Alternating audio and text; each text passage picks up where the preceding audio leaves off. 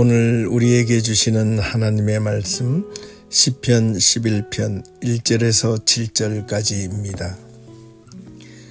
내가 여호와께 피하였거늘 너희가 내 영혼에게 새같이 내 산으로 도망하라 함은 어찌함인가.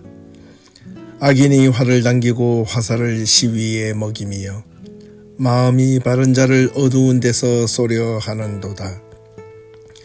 터가 무너지면 의인이 무엇을 하랴. 여호와께서는 그의 성전에 계시고 여호와의 보좌는 하늘에 있으며 그의 눈이 인생을 통촉하시고 그의 안목이 그들을 감찰하시는도다. 여호와는 의인을 감찰하시고 악인과 폭력을 좋아하는 자를 마음에 미워하시도다. 악인에게 그물을 던지시리니 불과 유황과 태우는 바람이 그들의 잔에 소득이 되리로다. 여호와는 의로우사 의로운 일을 좋아하시나니 정직한 자는 그의 얼굴을 배우리오다. 아멘. 안녕하십니까? 박세종 목사입니다. 오늘도 변함없이 수요 말씀을 통하여 우리 하나님의 큰 은혜가 우리 모든 예배 성도님들 가운데 함께 하시길 간절히 기원합니다. 오늘 말씀의 제목은 다윗의 삶은 과연 평탄했는가 라는 내용으로 오늘 시편 11편 1절에서 7절 그 내용을 함께 묵상하고, 특별히 오늘은 다윗의 인생에 대해서 함께 묵상해 보고자 합니다. 우리가 잘 알고 있는 이 다윗은 이스라엘 역대 왕 중에서 가장 위대한 왕으로 인정받고 있습니다. 지금도 유대인들에게는 아주 가장 최고의 인물로 추앙받고 있기도 합니다. 심지어 지금 이스라엘 국기에 있는 별 모양 역시도 다윗의 별이 들어갈 정도로 이스라엘 역사에 있어서는 다윗을 빼놓고서는 아마 과연 이야기할 수 있을까라는 정도입니다. 우리는 다윗이라는 이 인물을 유대교 신앙뿐만 아니라 기독교 신앙 안에서도 가장 잘 알려진 인물이고, 또 성경 안에서 아마도 신구약 성경을 통틀어서 예수님 다음으로 가장 많이 회자되고 있는 인물이 바로 다윗이 아닐까 생각해 봅니다. 그래서 흔히들 다윗은 왕이 되어 아주 영예로운 삶을 살았을 것으로 우리는 막연한 생각이 있을지 모릅니다. 사실 그렇지 않습니다. 다윗의 생애를 전체를 우리가 함께 제대로 살펴볼 수만 있다면 아마 분명 그렇지 않다는 것을 분명하시게 될 것입니다. 그래서 오늘은 다윗의 이 생애에 대해서 우리가 함께 중요한 내용들을 이렇게 단락단락 좀 나누어서 말씀을 드려보고자 합니다. 그래서 다윗은 너무나도 중요한 인물이기 때문에 이번 주와 다음 주에 걸쳐서 총 2번에 나누어서 다윗의 생애에 대해서 함께 생각해 보고자 합니다. 다윗의 생애를 단락으로 나누면 총 4부분으로 나눌 수 있습니다. 그래서 오늘은 다윗의 첫 번째와 두 번째 다윗의 생애에 대해서 함께 살펴보도록 하겠습니다. 이 다윗에 대하여 가장 먼저 처음 언급된 것은 사무엘상 16장에 있습니다. 사울이 하나님으로부터 버림을 받고 사무엘을 통하여 이새의 집에 가서 자기 왕을 선정하여 그 사람을 기름을 부으라는 말씀을 사무엘이 하나님으로부터 듣고 이새의 집으로 가게 됩니다. 그곳에서 형들을 제치고 막내였던 이 다윗이 선정되어 기름 부음을 받게 되었다는 내용입니다. 이로부터 다윗은 이제 이름 없는 무명의 한 시골의 마을의 어떤 양치기 어린 소년으로서의 이 다윗이 본격적으로 세상에 알려진 첫 번째 내용이라 하겠습니다. 그로 시작하여 사무엘하를 거쳐서 열왕기상 2장에 이르러서야 다윗의 생애가 마지막으로 기록이 됩니다. 이 전체 내용들을 우리가 참고하여 다윗의 생애를 앞서 언급한 대로 크게 4단계로 나누어 보고자 합니다. 앞서 언급한 대로 또 오늘은 그 첫 번째로 첫 번째와 두 번째 생애를 통하여 다윗의 생애가 어떠했는지를 함께 살펴보면서 또 우리의 신앙과 비교하며 우리가 어떤 신앙과 말씀을 가지고 살아야 될지 한번 비교해 보도록 하겠습니다. 첫 번째 단계입니다. 그것은 다름 아닌 다윗의 어린 시절의 모습일 것입니다. 이 이스라엘 12지파 중 유다 지파에 속해 있던 다윗은 아버지 이새의 막내 아들로 어린 시절 양치기 일을 하였다고 성경은 기록하고 있습니다. 그가 어릴 때부터 성장하던 그 시기는 무엇보다도 이스라엘 부족들도 부족 사회에서 이제 서서히 사울이 왕으로 추대됨으로 인하여 왕조 국가로 전환되는 시점에 있었습니다. 당시 초대 왕이었던 이 사울은 히브리 율법과 예언자 사무엘의 조언을 무시하며 신앙적인 세력들과 여러 가지로 충돌이 일어났습니다. 그로 새로 등장한 이 해양 민족이었던 특별히 이 블레셋과의 싸움에도 연이어 패하게 됨으로 인하여 이 사울은 이스라엘 백성들로부터 또한 하나님으로부터 여러 가지 신망을 잃어버리고 또 마음의 병까지 앓고 있어서 여러 가지로 불안한 상황에 사울은 직면하게 되었던 것입니다. 일반적으로 우리는 이 다윗이 이새의 아들인 것은 맞지만 사실 이 다윗의 출생에 대해서는 일반 교회에서는 크게 다루지 않고 그냥 이새의 막내 아들로만 전해주고 있다고 아마 이해하실 겁니다. 그에 대한 정확한 정보를 알 길이 없기 때문입니다. 하지만 성경에 언급되고 있는 여러 가지 정보들과 기타 신학적인 문화들을 함께 종합해보면 다윗의 출생에 대하여 약간의 논란을 이야기할 수 있습니다.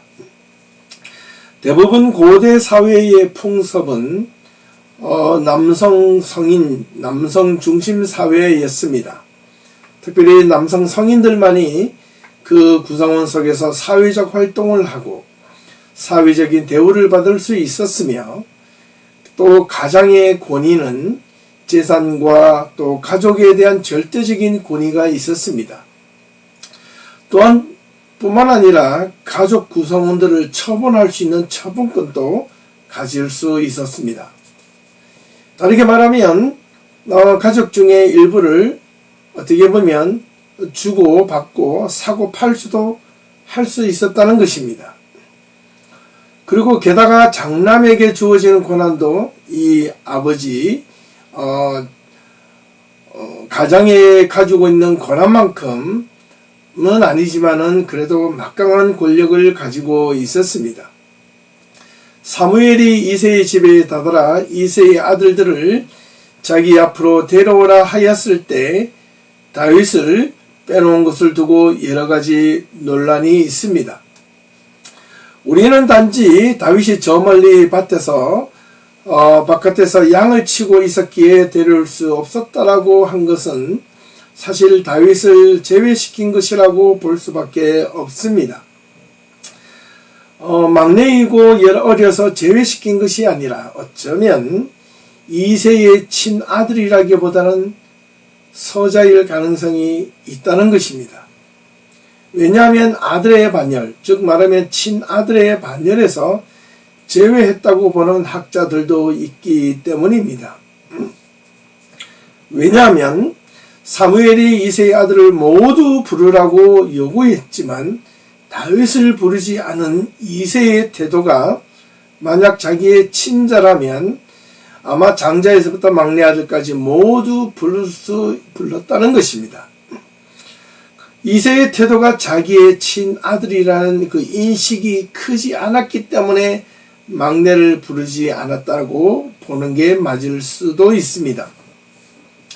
이와 반면 전통적인 당시 유목사회나 농경사회에서 성인식을 치르지 않은 소년의 사회적 위치는 상당히 제약적이었습니다.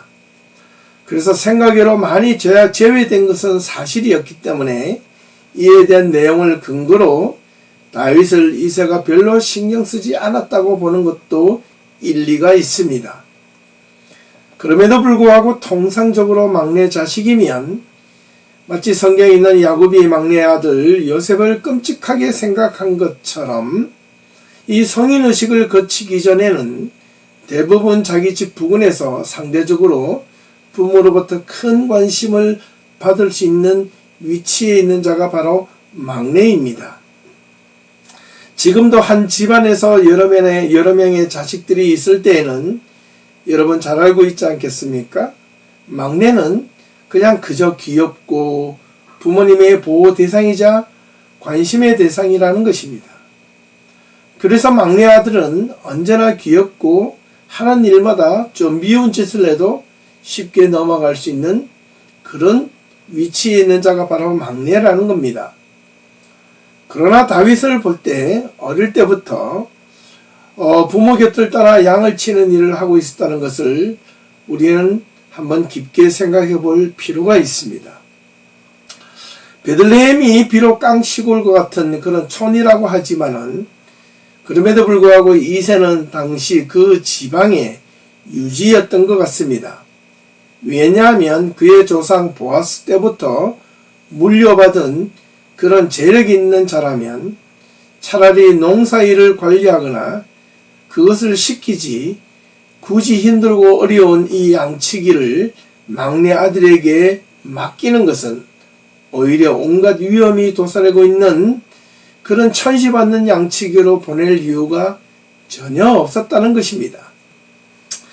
부모님의 사랑을 듬뿍 받고 금이야 옥이야 이렇게 귀하게 키움을 받는 막내인데 오히려 이 어린 막내 다윗은 오히려 집안의 천떡꾸리기처럼 집안에서 버림받은 것처럼 어릴 때부터 밖으로 나가서 혼자 양치기를 했다는 사실입니다.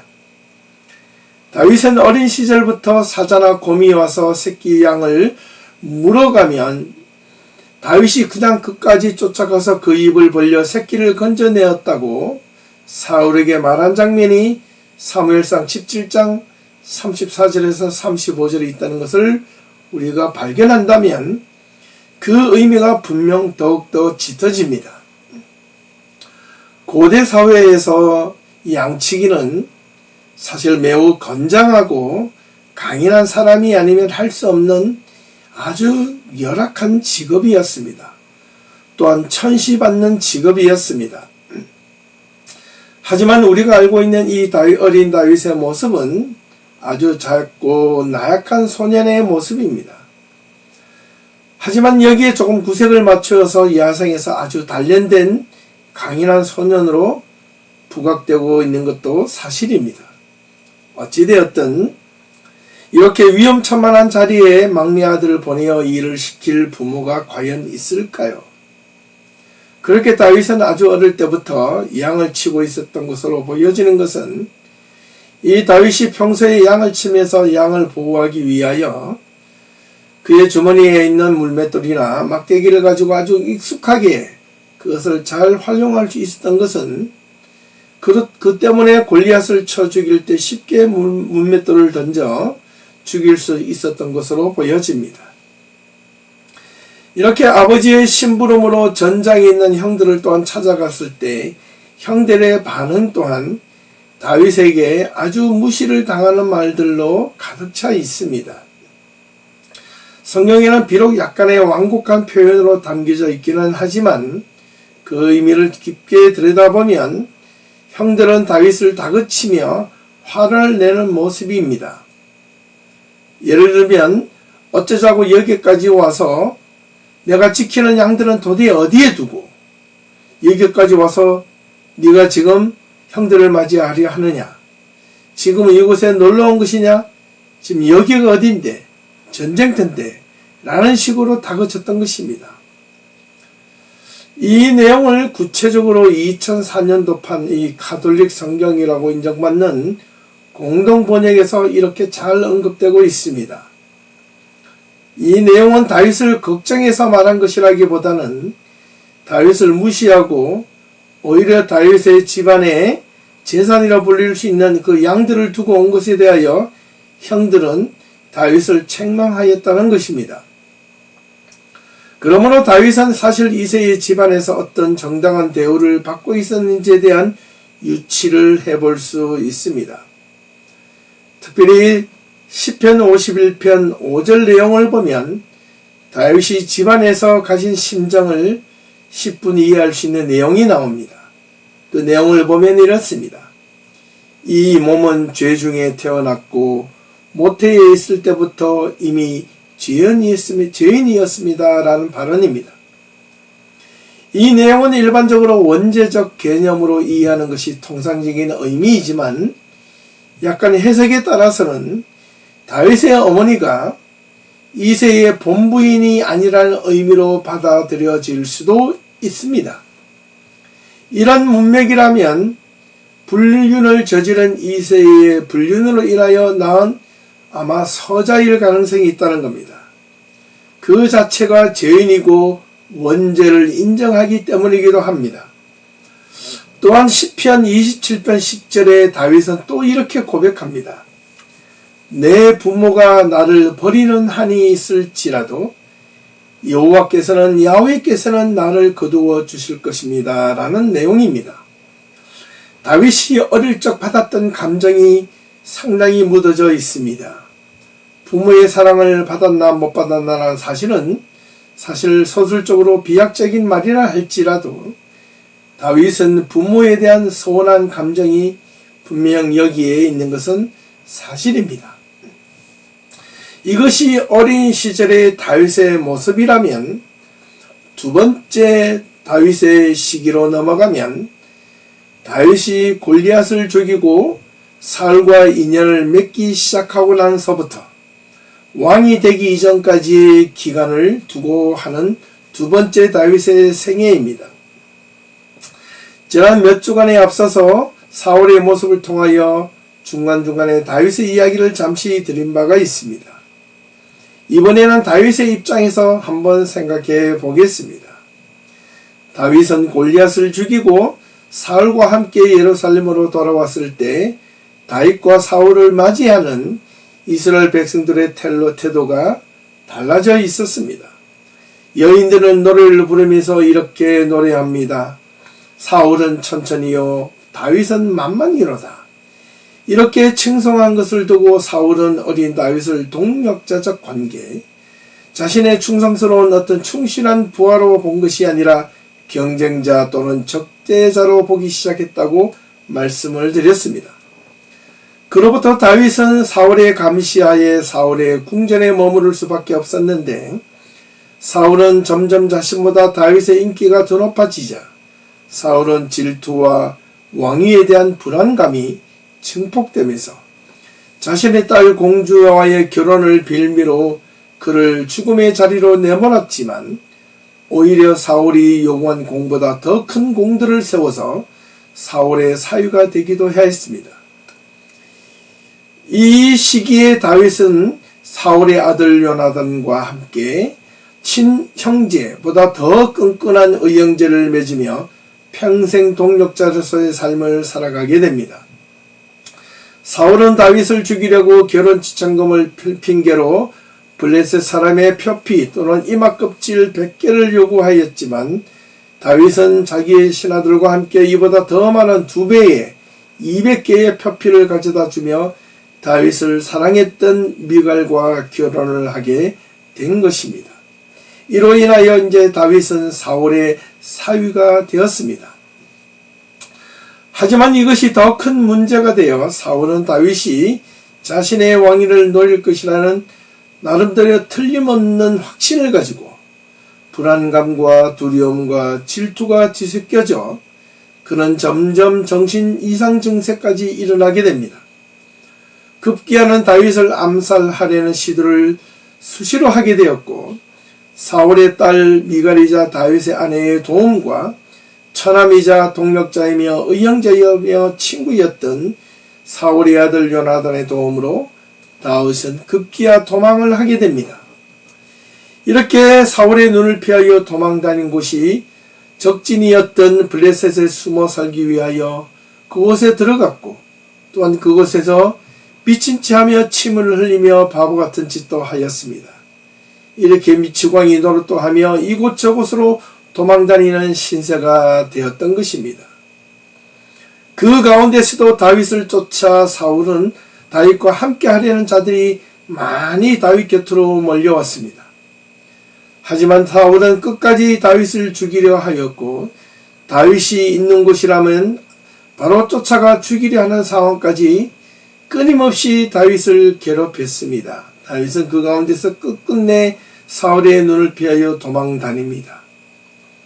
사울은 다윗을 죽이지 못하고 오히려 다윗이 사울을 두 번씩이나 결정적으로 죽일 수 있는 기회가 있었지만 다윗은 끝까지 사울을 살려주며 하나님께 맡긴 바가 됐다고 지난주 또한 말씀드린 바가 있습니다. 그리고 이후 블레셋과의 전투에서 사울과 요나단은 죽게 되었습니다. 다윗은 그들을 애도하며 금식하며 슬퍼했다고 또한 성경은 말하고 있습니다. 자, 여기까지가 다윗이 왕이 되기 전까지의 두 번째 생애입니다. 자, 그런데요, 이렇게 사울의 눈을 피해 도망다닌 기간이 얼마인지 아십니까? 무려 12년 이상의 기간 동안 도망자의 신세로 사울의 눈을 피하여 이곳저곳으로 수시로 목숨이 위태로운 상황에서도 다윗이 사울을 죽일 수 있었음에도 불구하고 끝끝내 다윗의 목숨은 해하지 않고 10년 이상 동안이나 사울의 눈을 피하여 도망다닙니다. 이 내용이 사무엘상 19장서부터 30장까지 기록된 내용입니다. 다윗이 사울의 지배한 추격의 기약 없는 도피 생활을 하게 되었다고 한번 생각해 보십시오. 만약 여러분이 우리가 결론적으로 다윗이 10년 동안 도피 생활을 하였지만 사울의 입장에서는 다윗의 입장에서는 사울이 죽기 전까지는 아마 다윗은 끝까지 도망자의 신세로 다녔다고 볼 때 아마 언제 죽을지 모르는 이 사울의 모습을 보고 다윗은 이 도망자의 삶이 기약이 없었던 것입니다. 근데 돌아보니까 다윗이 10년 동안 이렇게 도피 생활을 한 그 기간을 두고 보니 다윗이 바로 젊은 청춘이었던 20대와 30대 중후반까지의 나이였다는 것입니다. 가장 혈기왕성하고 젊고 가장 행복하게 보내들 인생의 가장 젊은 시기에 그 10여 년 동안 이상이나 도망자의 삶을 광야에서 살았다고 생각해 보면 참으로 다윗의 삶이 과연 평탄했을까라는 점입니다. 사울이 요나단과 함께 블레셋과의 전투에서 죽게 되었을 때 비로소 다윗은 도망자의 삶을 겨우 마칠 수 있었습니다. 사울이 죽었다는 소식을 듣고 다윗은 어휴, 이제 살았다. 이제는 더 이상 도망가지 않아도 되는가라는 생각보다는 먼저 사울의 죽음과 이 믿음의 동력자인 요나단의 죽음을 애도하며 슬퍼하며 금식했다는 사실입니다. 어떻게 보면 사울의 오해로 시작된 이 비극적인 삶이 사울과 다윗 이 두 사람 모두에게 결국엔 서로 비극적인 삶을 살아갈 수밖에 없었던 것입니다. 작은 오해 하나가 서로를 향한 불신의 마음을 가져다 준 것입니다. 이 내용만 두고 볼 때 우리는 얼마나 이 사소한 오해가 불러일으키는 위험성이 큰지를 우리에게 알려준다 하겠습니다. 이렇게 작고 사소한 오해가 서로의 삶을 망가뜨리는 주범이 될 수 있다는 것 또한 기억하셔야만 합니다. 조금만 이해하고 서로를 세워주고 인정해주고 서로 함께하고자 하는 그 마음이 있었다면 분명 사울과 다윗의 생애는 보다 끈끈하고 서로에게 의지하는 관계가 되었을 것입니다. 그러나 사울은 끝끝내 다윗을 불신하며 다윗을 향하여 마음을 열지 못했던 것을 우리는 알 수 있습니다. 어느 한쪽이 세워주고 어느 한쪽이 인정한다고 해서 다른 한쪽이 오해하거나 그릇된 생각을 하게 되면, 그리고 삐뚤어지는 마음을 먹게 되면, 아무리 다른 한쪽이 선한 마음을 가진다 할지라도 그 삐뚤어진 마음을 고치지 않는 한 서로에게 불행이라는 사실을 오늘 이 두 중요한 인물 사울과 다윗을 통하여 우리는 쉽게 이해할 수 있습니다. 이제 첫 번째 결론을 한번 맺어보려고 합니다. 오늘 말씀의 제목인 다윗의 삶은 과연 평탄했는가라는 이 제목에서 그는 어릴 적부터 그의 삶이 그리 평탄하지 않았음을 알 수 있습니다. 어떻게 보면 형들의 눈치 속에서 아침에 자고 일어나면 형들처럼 집안에서 머물고 함께 어울리지 못하고 그는 언제나 마치 외톨이처럼 양을 치러 저 바깥에 나갔다가 하루 종일 그곳에 머물다가 저녁이 되어서야 돌아와서 겨우 잠이 드는 그런 어떤 인정받지 못하는 막내 아들로서의 사랑받지 못하는 막내 아들로서의 모습처럼 비추어집니다. 이것이 다윗의 어린 시절의 모습일 수도 있다는 것입니다. 그런데도 우리는 다윗에 대하여 그저 위대한 인물과 아주 편안하고 안락한 삶을 누린 태평성대의 왕으로 생각하고 있었을지도 모릅니다. 이 또한 우리의 오해나 아니면 성경을 좀 더 올바르게 알지 못하는 무지에서 비롯된 것임을 우리는 알아야 하겠습니다. 다윗은 어릴 때부터 고단한 삶을 살았던 것을 이제 알 수 있습니다. 이후 다음 주에도 보게 되겠지만 그의 평생에 걸쳐 죽을 때까지 다윗은 마음 편히 살아가는 날이 거의 없었을 정도입니다. 다윗이 왕위에 오르고 난 뒤에 40년을 통치하게 되었는데 여기에서도 엄청난 불행들이 연이어서 일어나며 또 한 번 도망자의 신세를 갖게 됩니다. 이 내용은 다음 주에 한 번 더 세 번째 다윗의 생애와 네 번째 다윗의 생애를 통하여 함께 알아볼 예정입니다. 오늘 본문으로 돌아와 다윗의 시편 가운데 이 시편 11편을 한번 깊이 음미하며 이 첫 번째 다윗의 생애와 두 번째 생애를 한번 성찰해 보도록 하겠습니다. 이 시편 11편은 다윗이 자신의 삶의 여정 가운데 위기에 직면해 있을 때마다 쓴 것으로 알려져 있는 내용입니다. 하지만 언제 어떤 경우에 이 위기를 맞이하며 쓴 것이는 자세한 기록이 없기 때문에 알 길은 없지만 분명 이 내용에는 위기 가운데 놓여져 있는 다윗의 깊은 심중을 10분 이해할 수 있는 내용입니다. 1절부터 7절까지 마지막으로 읽으며 오늘 말씀을 마쳐보겠습니다. 먼저 1절입니다. 내가 여호와께 피하였거늘 너희가 내 영혼에게 새같이 내 산으로 도망하라 하면 어찌함인가. 다윗은 지금은 온갖 고난과 역경이 있을 때 여호와께 피하였다고 고백합니다. 그러나 그의 지인들은 오히려 산으로 도망가라고 조언합니다. 아마 어쩌면 사울의 추격 때문에 그런 것 같습니다. 한번 다윗의 고백을 잘 보십시오. 솔직히 우리가 하나님께 피하인다고 고백하지만 하나님께 피하였다고 우리의 몸이 숨겨집니까? 도망가집니까? 누군가가 우리를 잡으려고 온다고 했을 때 내가 여호와께 피하였다고 고백하였을 때 그저 교회 건물로 들어가 숨는 것입니까? 아니면 마음속으로 숨어 들어가 버린다고 해서 우리의 몸이 그들 앞에 숨겨질 수 있는 것입니까? 아닙니다. 그런데도 왜 다윗은 이런 표현을 하고 있었던 것일까요? 다윗은 마치 사냥꾼의 새를 잡으러 쫓아오는 것처럼 자신이 지금 새처럼 쫓기는 신세가 되어 있는데 하나님의 품으로 피하였다고 실제로 자신이 숨겨지는 것이 아닌데 왜 이런 표현을 썼을까? 오히려 다윗의 조언자인 친구들의 조언이 보다 현실적이고 분명한데도 불구하고 오히려 그것을 거절하고자 한 이유가 무엇이었는가라는 점입니다. 여기에 참된 신앙의 모습이 있습니다. 다윗이 가만히 앉아 하나님께서 당신께 피하였으니 알아서 숨겨주세요 라고 말을 한 것이 아니라 다윗은 여전히 도망 다니고 있지만 마음 깊숙한 곳의 중심에는 끝까지 하나님을 의지하고 끝까지 하나님 품에 숨을 것이라는 고백이었던 것입니다.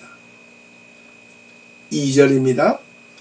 악인이 활을 당기고 화살의 쉬를 먹이며 마음이 바른 자를 어두운 데서 쏘려 하는도다.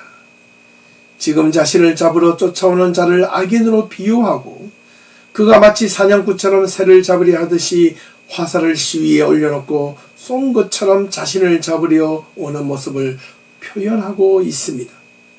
그러나 자신을 마음이 바른 자로 생각하며 자신을 향하여 그 화살을 쏘려 하는 것을 두려워하고 있다는 것입니다. 하지만 다윗도 도망다니며 실제로 참 많이 두려워했다는 사실을 이 내용에서 알 수 있습니다. 3절 말씀입니다. 터가 무너지면 의인이 무엇을 하랴. 여기서 터라는 것은 바로 믿음의 터를 의미합니다. 의지할 터가 하나님인데 하나님을 향한 믿음의 터가 무너지면 하나님 앞에서 의롭다 할 수 있는 자가 과연 누가 있을까? 하나님 앞에서 의롭다 하는 자가 할 수 있는 것이 과연 무엇인가라고 아무것도 할 수 있는 것이 없다라고 다윗은 고백하고 있습니다. 4절과 5절입니다. 여호와께서는 그의 성전에 계시고 여호와의 보좌는 하늘에 있으며 그의 눈이 인생을 통촉하시고 그의 안목이 그들을 감찰하시도다. 여호와는 의인을 감찰하시고 악인과 폭력을 좋아하는 자를 마음에 미워하시는도다. 하나님께서는 그의 보좌에 계시면서 사람들의 인생을 숙고하시고 성찰하시고 예의주시하시며 그의 눈을 통하여 그들을 시험하신다는 말입니다. 여호와께서는 안목이 있으신 분이십니다. 안목이라는 것은 볼 수 있는 눈, 평가, 그에 대한 어떤 성향을 알고 계신다는 뜻입니다. 의인을 시험하시는 것입니다. 여호와께서는 의인들, 즉 여호와의 사람들을 시험하시고 훈련시키시고 악인과 폭력을 마음속에 좋아하는 자들을 증오하신다는 걸로 성경은 이야기하고 있습니다. 여호와는 의인을 감찰하시고 악인과 폭력을 좋아하는 자를 마음에서 미워하시도다. 마음에서 증오하고 계신다는 겁니다. 증오한다는 사실은 곧 어떻게 해요? 하나님의 손이 그를 치겠다는 시그널인 것입니다. 6절의 내용입니다. 악인에게 그물을 던지시리니 불과 유황과 태우는 바람이 그들의 잔에 소득이 되리로다. 이 말은 악인들에게 그물을 던진다는 것은 악인이 자신이 행한 것에 스스로 덫에 걸리듯 그물에 걸려서 꼼짝달싹하지 못하게 만들 것이라는 겁니다. 그리고 불과 유황과 태우는 바람이 그들의 결과물로 마지막 재앙이 될 것이라고 다윗은 굳게 믿고 있었습니다. 마지막 7절, 여호와는 의로우사 의로운 일을 좋아하시나니 정직한 자는 그의 얼굴을 배우리로다. 이렇게 말을 마치고 있습니다. 다윗은 아무리 자신을 괴롭히는 수많은 악인들이 있다 할지라도 하나님은 끝까지 의로우신 분이셔서 정직한 자의 얼굴을 바라보고 계시며 그분께서 그 모든 악인들의 행위로부터 이겨내고 또한 하나님의 때에 그를 분명하게 건져 주실 것이라는 다윗의 확고한 하나님을 향한 신뢰, 믿음이 담겨져 있습니다. 지금 다윗의 상황은 그야말로 백척간도의 위기 속에 놓여져 있는 풍전등화와 같은 상황입니다. 위기의 위기를 거듭하며 두려움과 불안과 광야에서 혼자 그렇게 고군분투하면서도 다윗은 이렇게 하나님 앞에 고백하며 하나님을 신뢰합니다. 오늘 우리의 삶을 돌아봅니다. 얼마나 이 다윗과 같은 인생의 풍파가 우리에게도 많이 있습니까? 우리는 인생의 풍파를 만날 때마다 역경과 고난과 우리의 삶의 문제가 전혀 풀리지 않아서 답답하고 괴롭고 죽을 것만 같은 답답함과 힘든 그 상황 속에서 우리는 하나님을 얼마나 많이 원망하고 하나님을 불평하며 하나님을 미워했습니까? 돌아보면 우리의 믿음이 연약하고 우리의 신앙이 나약했기 때문은 아닐까요? 오히려 그것보다 다윗은 믿음이 정말 대단해서, 정말 어떻게 보면 신뢰가 대단해서 하나님을 그렇게 고백했을까요? 그렇지 않습니다.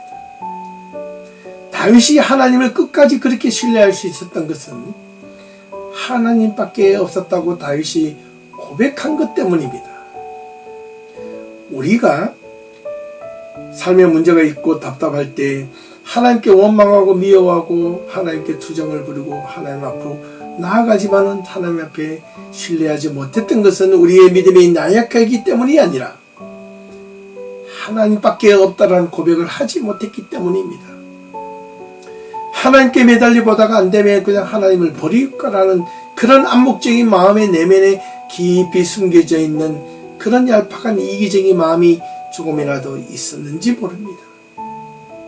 그것 때문에 우리가 정말 하나님을 등을 지고 살았는지도 모릅니다.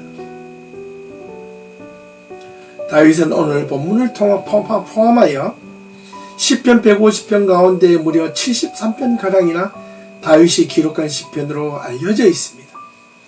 이 시편 내용의 대부분이 당시 힘든 상황에 처해 있는 다윗의 심정을 고백하고 있는 내용입니다. 이제 우리는 다윗의 이 초기 두 생애를 살펴보므로 우리가 힘든 것은 다윗의 사실 비교해 볼 때 아무것도 아닌 듯 보여질 수도 있습니다.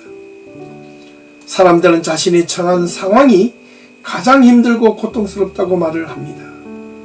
또한 다윗에 대하여 우리가 그동안 잘못 이해하고 있었던 부분들이 있다면 이제 바르게 알고 다윗의 모습을 통하여 우리의 신앙을 더욱 깊이 이해하고 우리의 신앙을 바르게 잡아갈 수 있는 복된 예비 성도들이 다 될 수 있기를 주님의 이름으로 축원합니다. 우리들의 신앙마저도 우리가 더욱더 우리의 믿음이 우리의 신앙에 여러가지 온갖 어려움이 있음에도 불구하고 다윗처럼 끝까지 마지막 보루는 하나님밖에 없습니다 라는 하나님을 끝까지 신뢰하는 자로서의 삶이 있기를 간절히 축원합니다.